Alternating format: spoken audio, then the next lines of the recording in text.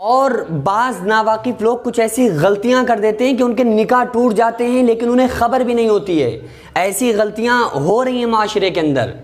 اسی وجہ سے آپ صلی اللہ علیہ وسلم نے جو تعلیم دی ہے نا، وہ ان باتوں سے بچنے کے لیے کہ کہیں ایسا نہ ہو کہ تمہاری نااہلی اور ناعلمی کی وجہ سے، لا علمی کی وجہ سے تمہارے نکاح بھی ٹوٹ رہے ہیں اور تمہیں خبر بھی نہیں ہو رہی ہے۔ وہ کیسے ٹوٹ رہے ہیں؟ ایسا نہیں ہے کہ صرف طلاق جب کوئی بندہ دیتا ہے تو ہی اس کا نکاح ٹوٹے گا، اور بہت ساری وجہ بھی ایسی ہیں کہ جن سے لوگوں کے نکاح ٹوٹتے ہیں۔ آپ صلی اللہ علیہ وسلم نے فرمایا کہ جب تمہاری اولاد 7 سال کی ہو جائے تو اسے نماز پڑھنے کا شوق دلاؤ، اسے نماز پڑھنے کے لیے کہو، اسے نماز یاد کراؤ، اسے نماز کا شوق دلاؤ۔ اور جب تمہاری اولاد 10 سال کی ہو جائے تو پھر اس کے اوپر سختی کرو نماز پڑھنے کے لیے کہ تمہیں نماز پڑھنا ہے۔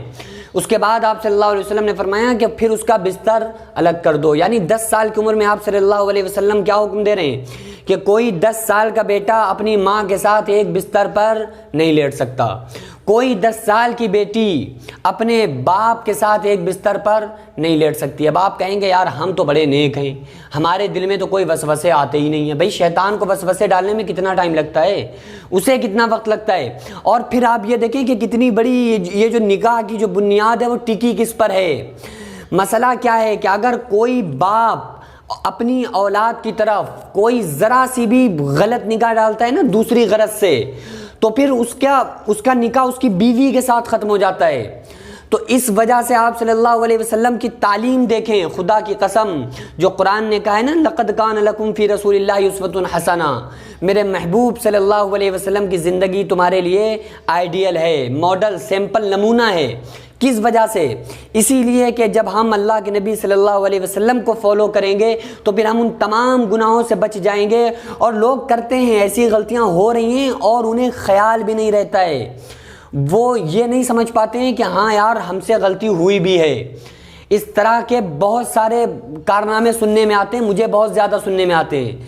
تو اس لیے آپ صلی اللہ علیہ وسلم نے اسی وجہ سے حکم دیا ہے کہ کوئی لڑکی 10 سال کی اپنے باپ کے ساتھ ایک بستر پر نہیں سو سکتی ہے۔ لڑکی جو ہے ماں کے ساتھ سوئے، لڑکا جو ہے وہ بالغ ہونے کے بعد، بڑا ہونے کے بعد ماں کے ساتھ نہیں بلکہ اپنے باپ کے ساتھ سوئے۔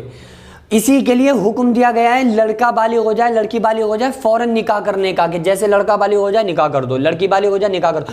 اگر کوئی ماں باپ کسی بچے بالغ ہو گئے نا، بڑے ہو گئے، نکاح کے لائق ہو گئے، اس کے بعد کوئی بھی اس کو اگر نکاح نہیں کروا رہا ہے، کوئی بھی ماں ہو یا باپ ہو، اس بچے کا اگر نکاح اس نے نہیں کیا تو پھر اگر وہ گناہگاری میں پڑ گئے تو خدا کی قسم اس بچوں کے گناہ کی جو سزا ہوگی وہ بھی کس کے کھاتے میں ہوگی؟ باپ کے کھاتے میں ہوگی۔ اس لیے آپ